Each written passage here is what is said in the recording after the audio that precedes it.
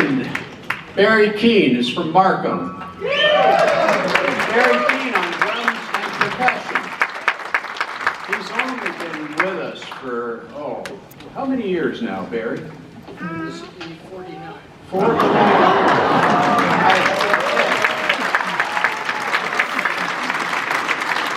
Obviously, Gord thought he was a keeper. Barry's going to talk to the folks. He's got a couple of stories about Markham that he wants to share as well. I do indeed. Thank you very much, Rick. And family, friends, neighbors, teammates, whoever you are here, we appreciate so much you coming out, so thank you very much for being here.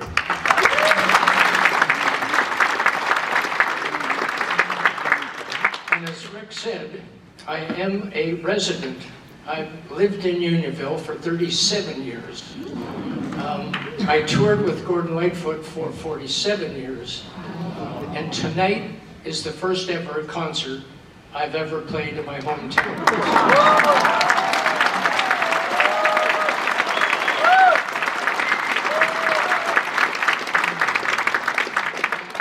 I live just off of Highway 7 over here. And anybody who's from here will understand what I'm saying. Depending on the lights and the traffic, I live either 10 minutes or an hour and a half. Party of berries after. So, and in the 37 years I've been here, I've seen the changes. Some of you will remember when I first got here, rush hour traffic on Highway 7 was a tractor. Times have changed, folks. One thing that hasn't changed is Markham's ability to produce world-famous sports stars. And I have to name a few. Steve Thomas, the former Leaf from here. Olympic gold medalist Jillian Apps. I think you may have heard of Mitch Marner. Jordan Romano of the Blue Jays. I can't name them all, folks, but there's a couple more who I'm proud to say have become friends of mine. I was lucky enough to play on some very good softball teams based in Markham. And for a couple of years, on one of those teams, we had a bat boy, born and raised right here in Markham. And he went on from there to captain an NHL team and win 2 Stanley Cups. Steven Stamkos.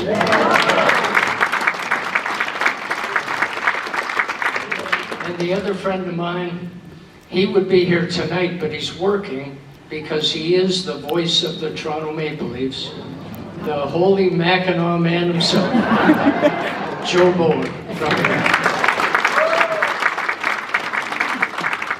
Okay, speaking of sports, do we have any Blue Jay fans in the house? Do we have any Gordon Lightfoot fans?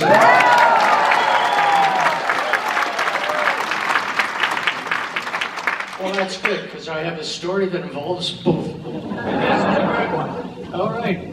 Back to March of 1999, we had just started a tour of Florida. And the well-known owner of the New York Yankees, George Steinbrenner, had asked Gordon if he would sing both national anthems at a spring training game between the Blue Jays and the Yankees. So we all made our way over to Legends Field in Tampa.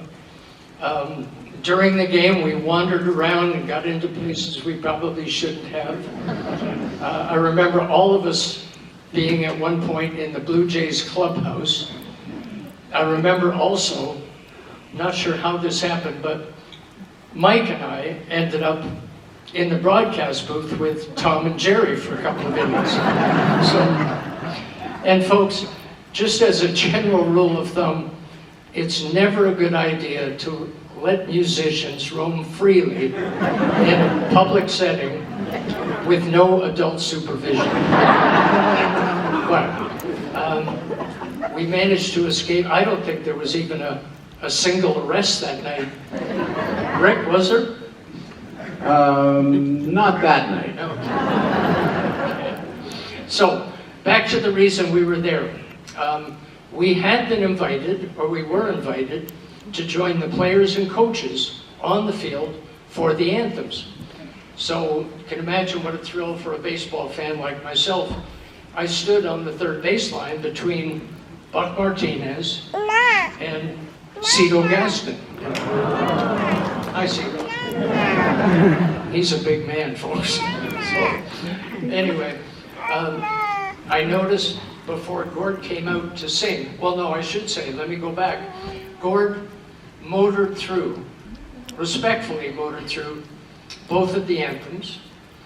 Buck Martinez, when Gord was finished, leaned over to me and said, "Man, that was really good.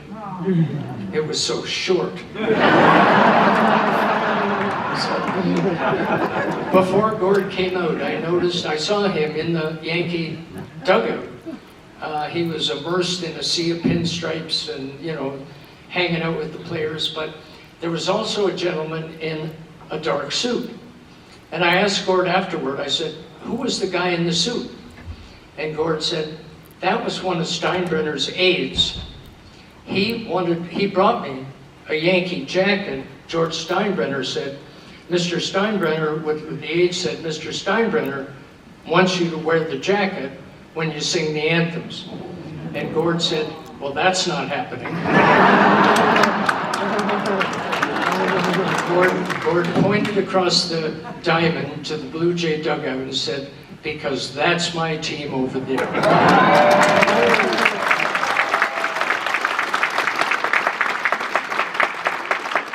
In one fell swoop, Gordon had managed to put himself on a short list of people who had ever said no to George Steinbrenner.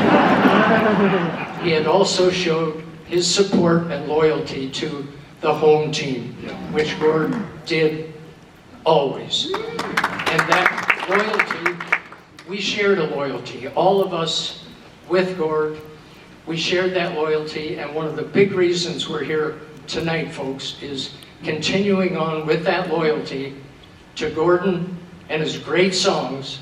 So once again, thank you for helping us do that here tonight. Thank you.